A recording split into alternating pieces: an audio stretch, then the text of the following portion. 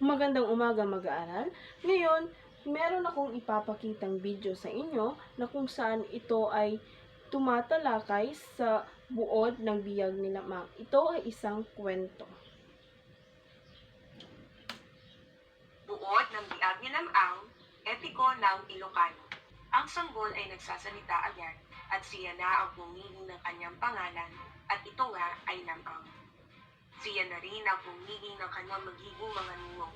So ngayon, mga mag-aaral, kanina ay napanood ninyo ang video tungkol sa biyag ni Lamang. Ngayon, susubukan nating mas lalong maunawaan ang kwento sa pamamagitan ng isang masayang laro na kung tatawagin natin, ito ay Bilisan Mo.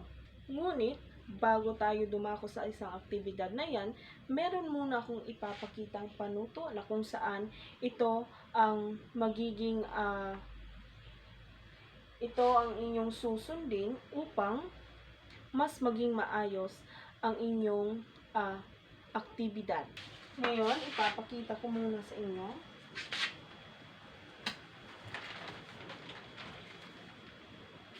Okay. Narito ang ating panuto. Ito ang panuto sa aktibidad natin na Bilisan Mo. Una, papangkatin ang klase ng 4 na grupo. Kung saan papangkatin ko kayo ng 4 na grupo. Okay? Una, meron tayong pangkat 1 o group 1, group 2, group 3, at group. So, ngayon, napangkat ko na kayo sa 4 na grupo. Ang pangalawang panuto naman, ang bawat grupo ay bibigyan ng parehong kwento ng biyag ni Lamang, ngunit ito ay naka-disarrange at hindi sunod-sunod, na kung saan bibigyan ko po kayo ng ang bawat grupo ay bibigyan ko po ng 4 na papel.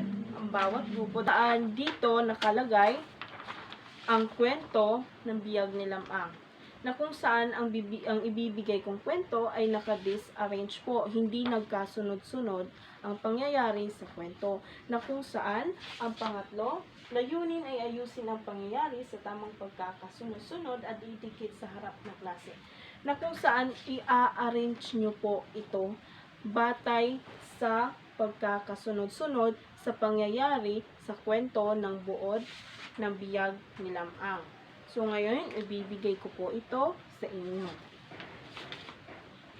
So, ngayon, ibigay ko na po sa inyo ang papel. Ang pang-4 naman po, ang paunang instruksyon sa pagdikit.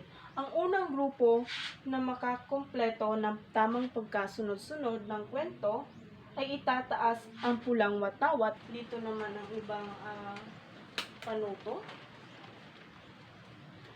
May 10 minuto lamang po kayo upang matapos ang gawain na pinapagawa ko sa inyo. At maghanda sa pakikipagtulungan at bilisan ang pag-aayos ng pangyayari, ngunit siguraduhin ito ay tama ang pagkasunod-sunod.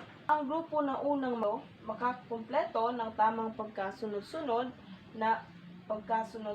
ay mananalo sa laro, ay bibigyan ko ng isang reward o gantimpala. Okay, magaling. Ngayon, ang nauna pong magdikit ay ang group 2. Ngayon ay bibigyan ko po ng isang reward ang group 2. At huwag kayong mag-alala, hindi lang ang group 2 ang bibigyan ko ng reward, kundi ang 4 na grupo. Kasi nga, ginawa nila ang aktibidad na aking ipinapagawa.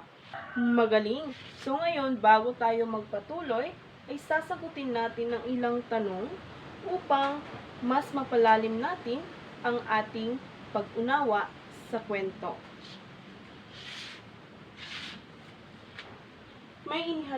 Ito ang inihanda kong tanong o ang pamprosesong tanong. Unang tanong, ano ang naging pakiramdam mo habang nakikipagtulungan sa iyong grupo ay upang ayusin ang mga pangyayari? May gusto bang sumagot? Okay, Binibining Trisha. Magaling, maraming salamat po. Ngayon, dumako naman tayo sa pangalawang tanong.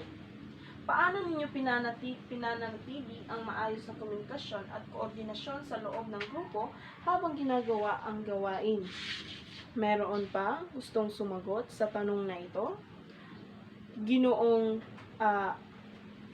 Carl? Maraming salamat, napakagaling naman.